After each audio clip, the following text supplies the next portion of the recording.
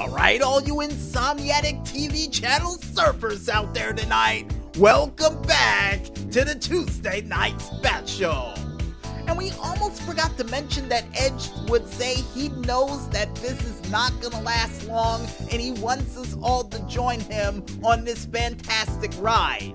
And with what Randy Orton did, yeah, I got a feeling it's not gonna last that long either. And I got a feeling there might be a punt kick in the near future from him, but that's besides the point, folks, because now it's time for us to pick up our TV channel remotes and go channel surfing for another edition of the As Seen on TV. Now, I don't know when I started to put a V in front of it, but nevertheless, folks, for this week's milestone show, we decided to go with the TV show none other than Tom and Jerry Kids. Yes, that's right, folks, a kid version of the classic Tom and Jerry series that involved Droopy, Dripple, Spike, Tyke, and I do believe a couple of other crazy characters along the way in the adventures of Tom and Jerry. And that's the best meat and potatoes we can give for this said show. And for those who are wondering out there, this show originally aired on Fox Kids on September 8th of 1990 all the way until December 4th of 1993. And when this show started, I do believe it was just around the end of Muppet Babies and around the start time for a pup named Scooby-Doo. So that lets you know, folks, this show was around the prime real estate of all the kids shows that was on the air. And oh, we almost forgot to mention, it also took place just a couple of months before Bobby's World release. And that was the other show we were gonna have, but we completely forgot to do it because we had our notes all scrambled up. And what did I love about this show, folks? Well, besides the fact that it was a kid version of the classic Tom and Jerry series that kept to the silent cartoon that I remembered back when I was a kid, but also the different music that they had involved during this show, and even the funny stunts that they would have that was almost the same as the regular Tom and Jerry, including the one episode with the go-karts. I don't know why, but that was one of my favorite episodes they had for this show. That and whatever episodes that Droopy and Dripple would be a detective in. And according to what the Maestro told me, they came out actually with a Detective Droopy show that aired on Fox Kids from September 11th all the way until December 4th of 1993. So I didn't even realize this show existed because it only lasted about, what, 3 months? Yeah, just about 3 months. Or should I say 2 months and change, but yeah, we'll give it the 3. We'll give it the 3. And for those who are wondering out there, after the show was canceled off of Fox Kids, it would be transported directly to Cartoon Network from 1995 all the way until 2006, going on over to Boomerang, where it would still play to this very day.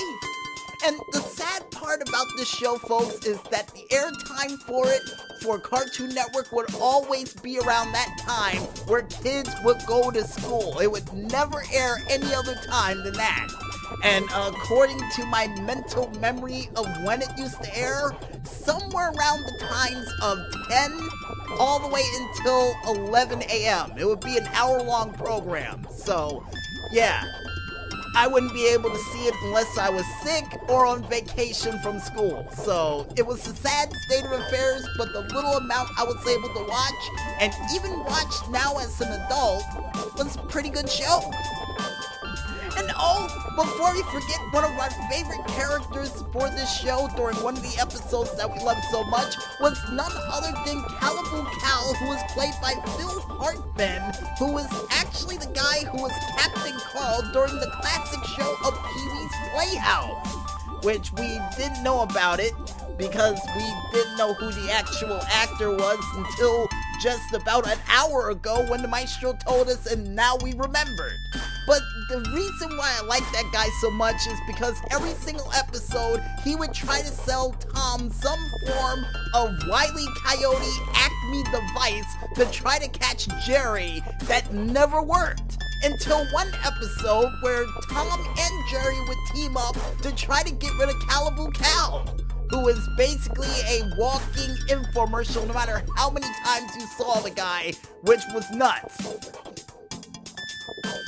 And oh, before we forget, and since we're going on the people who were voice actors during the show, you also have Pat Fraley, who was also not only Krang, Casey Jones, and Baxter Stockman during the Teenage Mutant Ninja Turtles in 1987, but you would also see Dick Gautier, or Gautier, hopefully we got that name right, who played Jaime the Robot in the classic series of Get Smart, Robin Hood, and was even a part of the series show of When Things Were Rotten.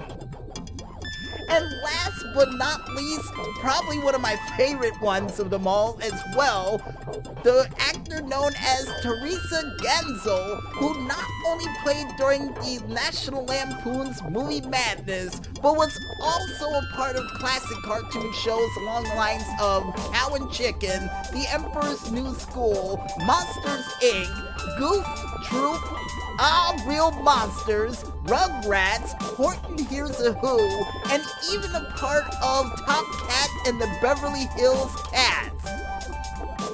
Very, very impressive career if you ask me. And seeing the fact that we don't know how to review TV shows along the lines of TV Guide or any of those other classic TV reviewers that you know of out there, we say this. If you want to watch a kid's version of the classic adventures of Tom and Jerry with a couple of their friends along the way who may be salesmen, detectives, construction workers, or whatever you would see on a regular TV basis for an hour-long stint, then I recommend you go out there, pick up your TV channel remotes, and watch that show. And hopefully you'll be able to catch it when you're not in school or busy doing housework. Yeah, hopefully.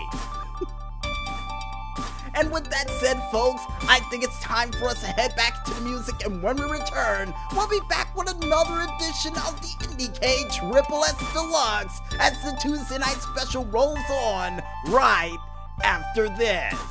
So don't fall asleep just yet, folks, and stay tuned.